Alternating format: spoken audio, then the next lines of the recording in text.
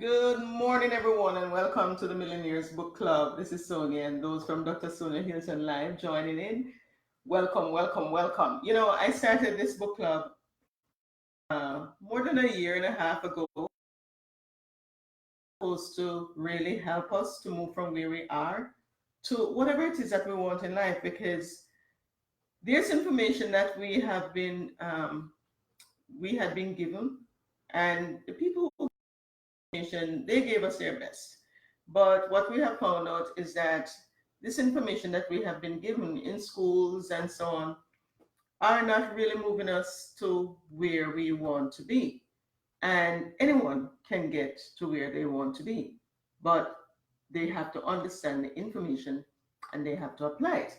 So all this information, they're in books, they're seminars, they're in videos, and I have been doing that for nearly 2 years. Now, how many people have actually moved their life? I don't know. Sometimes people will messenger me and tell me that, yes, they have followed through on what I have said and they have experienced change in their life. Now, we are about to, we are less than 60 days from the end of this year and the end of another decade. And I'm telling you, if you are doing the same things, then the results are going to be the same. So you might have heard this. If you keep doing the same thing and expect different results, then that's insanity. It can never happen. And there's a reason why it can never happen. Everything that we do, everything that happens by law. And if you are working this law against yourself, then nothing will ever, you will never get the results you want, because no one wants to get negative results in their life. No, positive results, but it's not happening. Now, I'm going to start a new book today, but as a sort of preliminary, I'm going to read from two books, just a page from two books, same author. The first book I'm going to read from is this one, U Squared by Price Pritchett. Oh, on the globe. But anyway, I'm going to read from U Squared by Price Pritchett. And how did I get this book? An opportunity came to me, an opportunity in network marketing. And I'm telling you guys, if you really want to learn, do network marketing. You don't have to be there forever if you don't want to. But so many people go there to go do exactly what they want to do. Because the thing about network marketing is this: you're always working with a team of people. And for anyone to succeed, you have to help others to succeed. And so, whatever it is that you know, you impart that knowledge. And that's why this is a great, I call it an incubator.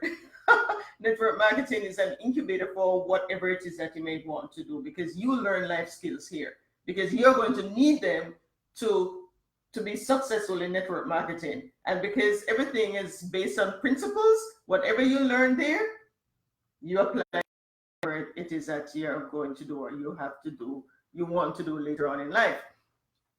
And so this book was recommended to me in network marketing, and I used it. It took me on to other things, and guess what? Ended up writing a book. Never knew that I could ever be an author. Retired earlier than society dictates that I should retire, and coming down the line. All because what? I went into network marketing. If I didn't, I wouldn't even know that that information existed. But anyway, back to this book. So I'm going to read what he calls a true story. I'm sitting in a quiet room at the Milford Inn, a peaceful little place hidden back among the pine trees out of Toronto. It's just past noon, late July, and I'm listening to the desperate sounds of a life or death struggle going on a few feet away. There's a small fly burning out the last of its short life's energies in a futile attempt to fly through the glass of the window pane. The whining wings still tell the poignant story of the fly's strategy. Try harder, but it's not working. The frenzied efforts, the no hope for survival. Ironically, the struggle is part of the trap. It is impossible for the fly to try hard enough to succeed at breaking through the glass. Nevertheless, this little insect has staked its life on reaching its goal through raw effort and determination. This fly is doomed. It will die there on the windowsill. Across the room, 10 steps away, the door is open.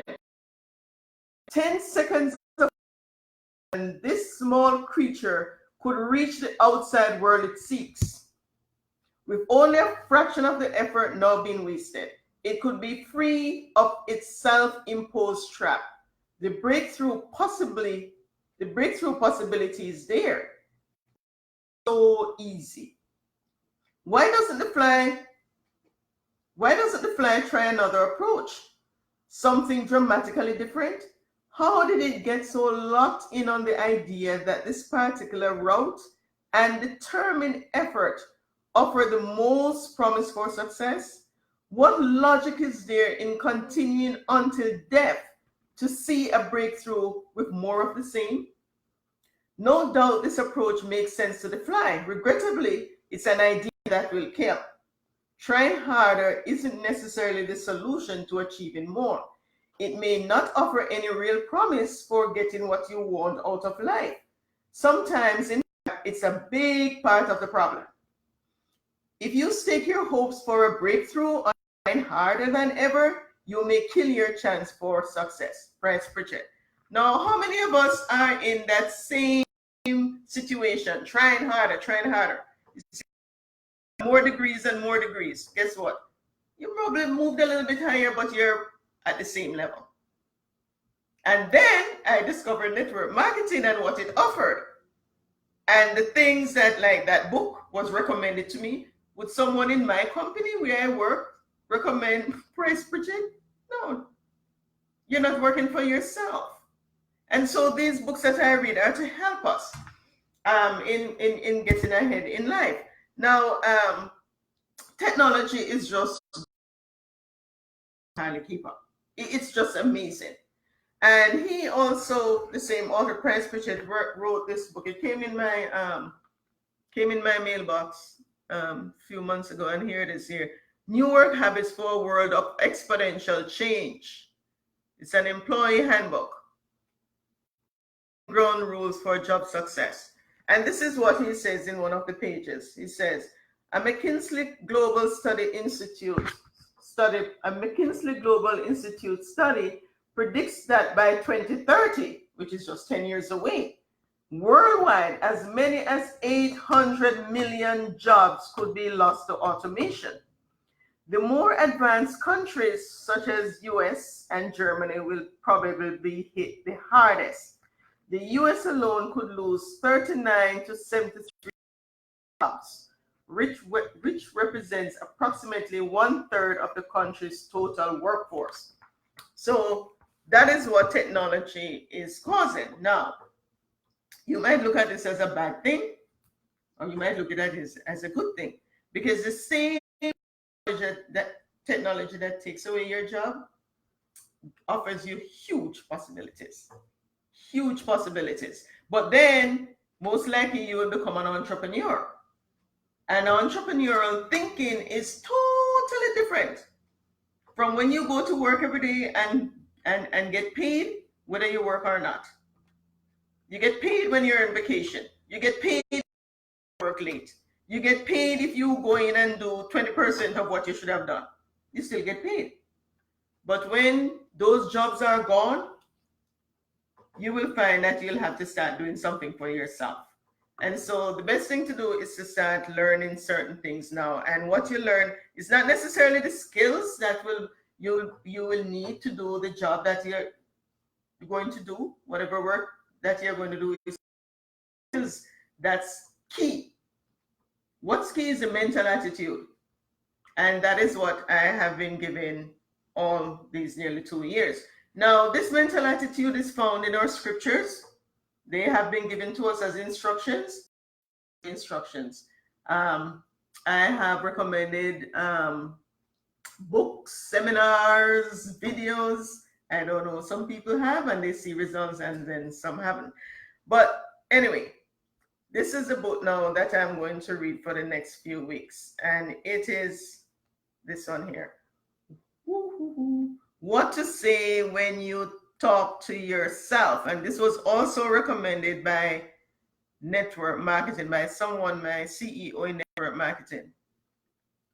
Oh, come on now. All right, there it is. What to say when you talk to yourself by, anyway, Shad Helmister, PhD. All right, so let's hear what he has to say. And I'll just jump through the book because that's a book that I really recommend that you should get. And basically what he was saying is that you can get anything for some reason, and he knows what the reason is. I've studied so much, is that things totally opposite to what we want. Okay, in the first chapter he says this: have you ever attended a pep rally or a meeting in which someone gave a rousing motivational speech? Why didn't it last? Have you ever been inspired to change, to achieve, and then stopped? Go. The problem is not with the books. The problem is not with the seminars or with the motivational talks. There are a lot of self-help ideas and techniques that are good. They should work, and they could, but they don't work, or they don't keep working because of something that all of us overlooked. That's not how the brain works. The human brain, that incredibly powerful personal computer control center that each of us has, is capable of doing for you that you would like it to do. But you have to know how to treat it. If you treat it just right and carefully, give it the right directions, it will do the right thing. It will work for you in the right way. But if you give your mental computer the wrong directions, it will act on those wrong directions. It will continue to respond to the negative programming that you and the rest of the world have been giving it without even being aware of it. Now, I have to add this. I have focused on the subconscious mind. Now, understand that the mind programs the brain. For you to change the activity of your brain, this is how it works. Your thoughts, which is your mind, programs the brain. And the brain will send chemicals, all of that stuff into your body. Your cells will react a certain way, and you will start doing things. You will get more healthy. Your finances will improve. All of these things happen because of how your mind programs your brain. That's it. So I go from the original. There's nothing before. You can say consciousness, but let's say thoughts are in your brain, and your brain gets you into action. You know, you have all these nerve cells and all that stuff going on. It's that. So in a nutshell, your mind programs your brain gets you into action. All right? So here he goes. The 148,000 no's. I'll give you an example of some of the negative programming most of us have received. During the first 18 years of our lives, if we grew up in fairly average, reasonably positive homes, we were told no, or what we could not do, more than 148,000 times. If you were a little more fortunate, you may have been told no only 100,000 times or 50,000 times. However many, it was considerably more negative programming than any of us needs. Now, can you imagine someone who grew up in a negative home? If an average home you heard 100, what happened if you grew up in a home where nothing went right? Okay. Meanwhile, during years of your life, how often do you suppose you were told what you can do or what you can accomplish in life? a few thousand times, a few hundred. During my speaking engagements to groups across the country, I have had people tell me they could not remember being told what they could accomplish in life more than 3 or 4 times. Whatever the number, for most of us, the yeses we received simply didn't balance out the no's. The occasional words of belief were just that, occasional, and they were far outweighed by our daily doses of cannots. This negative programming that we all receive and still receive has come to us quite unintentionally. It has come to us from our parents who wanted to protect us. It has come to us from our brothers and sisters, from our teachers, our schoolmates, our associates at work, our life mates, advertising of all kinds, the morning paper, that's when they had newspaper, and the 6 o'clock news, or hey, any news you want to listen to. Leading behavioral researchers have as much as 77% of everything we think negative, counterproductive, and works against us. At the same time, medical researchers have said that as much as 75% of all illnesses are self-induced. It's no wonder. What if the researchers are correct? That means that as much as 75% or more of our programming is the wrong kind. And from me, no wonder we can't achieve the results we want to achieve. That means that as much as 75% of our programming or more is the wrong kind. Until very recently, no one understood well enough the human mind, how it really works. The result was that without knowing what they were doing, and with us not recognizing the immense effect programming was having on us, they have been programming us in the wrong way. But they didn't know. Well, some didn't know. Everything and everyone around us, without being aware of it, has been programming us. Unfortunately, most of it was the wrong kind of programming, and we took it to heart. Year after year, word by word, our life scripts were etched. Layer by layer, nearly indelibly, our self-images were created. In time, we ourselves joined in. We began to believe that what we were being told by others and what we were telling ourselves was true. No matter how innocently given or subtly given implied, we began hearing the same words and thoughts repeatedly. Even thousands of times we were told, or we told ourselves what we could not do, could not accomplish. Repetition is a convincing argument. Eventually, we believe what others told us and what we told ourselves most. We began to live out the picture of ourselves we had created in our minds. In time, we became what we most believe about ourselves.